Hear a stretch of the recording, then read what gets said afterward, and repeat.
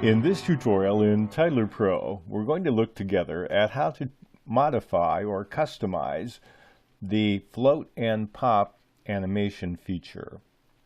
I have a fictitious ad here, and I have a box called Summer Clearance Sale. It's my paragraph I've outlined in blue, and I'd like to add the float and pop, but I'd like to modify one of the 6 presets to fit my particular desires. So how do I do that? Well, first of all, I apply the animation, the transition. I click on the Library tab, and then I click on Transitions and Animations, and then I choose Float and Pop. I can click on any one of these 6 subcategories, and it applies it right to my highlighted paragraph. I'm going to lengthen the duration of the transition so we can see it more dramatically. And then to look at the characteristics of it, I click on the Transition tab on the right up here, and it tells me I'm in Float and Pop, and I'm using one of the 6 presets called Canon. If I want to use another preset, all I need to do is go to the down arrow by preset, and I can click one of the others that are the defaults in this particular version of Titler Pro. So let's begin to modify this preset. Right now it applies to the word, so let's see what that looks like. I'm going to move my scrubber and hit my preview key, and it comes in Summer Clearance Sale, and it applies to the words.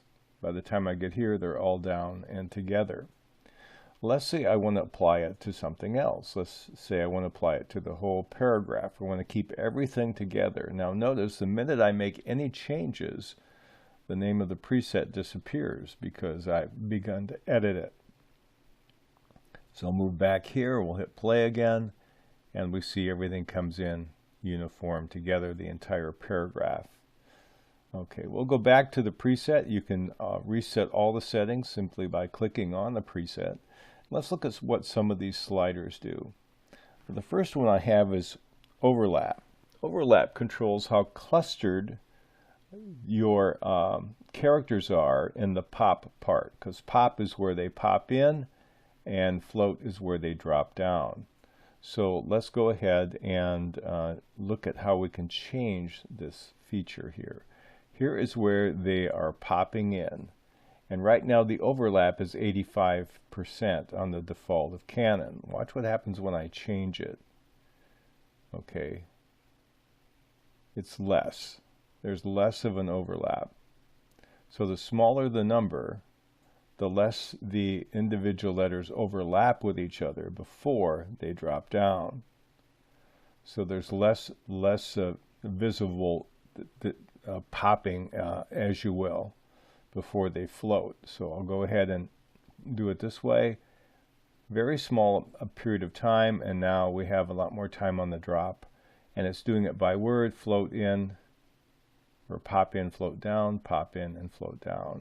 So that affects the time period where you have these balloon-like enlarged letters. That's what the overlap does.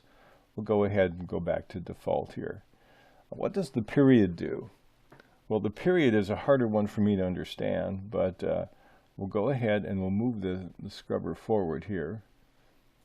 And when I move the period to a larger number, it makes it bigger. This actually changes the sequence of how the letters come down. You see it better right about here. When I take the period number and I make it smaller, it affects something about the timing of how the components come together. I am not sure exactly how to describe it, and until I understand it better, I'm not going to use it much. But it does affect it a little bit in terms of timing between the well, in this case, words, or would be paragraphs or letters. Amplitude I get. Amplitude controls the height of this box, so it's really the height of the drop. Watch what happens when I go ahead and take let's move this forward in our sequence a little bit. I take the amplitude and I lower it. Notice the box shrinks. So the size of the drop will vary. The lower the amplitude, the less drop. The higher the amplitude, the greater the drop in your box in this transition. So that's an easy one to figure out. The next one we have in our slider is max time before pop. Let's go back to a default here. And now this one's set to 65. So let's see what happens when we change the max time. This is about the magnification period. If I lower it, it's bigger. If I raise it, it's smaller. So we'll go back to here, and with a higher number, it doesn't take long for it to move from pop to float. And if I move it down, it takes a longer time for it to move from pop to float. So that's one way in which this is affected. Another one is fade. Fade controls the intensity of your letters in the pop part. So the fade here is default set to 50. Let's move the cursor here. If I increase it, the fade is greater, so the letters are even more blurred and less distinct.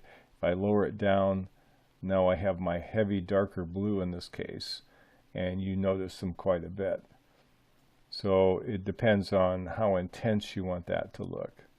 Another item I want to show you is, we'll go back to Canon, is you can reverse it. If I do it in the normal setting here with everything default, I'll click on it here, and everything comes in from right to left. You see that more clearly in another option in Float and Pop like Shootout. So we'll go back here, we'll play it, and you see it coming in with the exclamation point. It goes from bottom to top, right to left. Now what happens when I hit reverse? Now it's right to left, top to bottom. That's what reverse does. There's lots of things that you can do with Float and Pop as you change all of these 7 characteristics. And then you can even do turn on your keyframing, which gives you even more control. We won't deal with that in this lesson, but I hope I've given you at least a few ways in which you can vary the presets. And you can take any of these 6 presets in this particular Float and Pop option for transitions, and modify each of them according to your desires.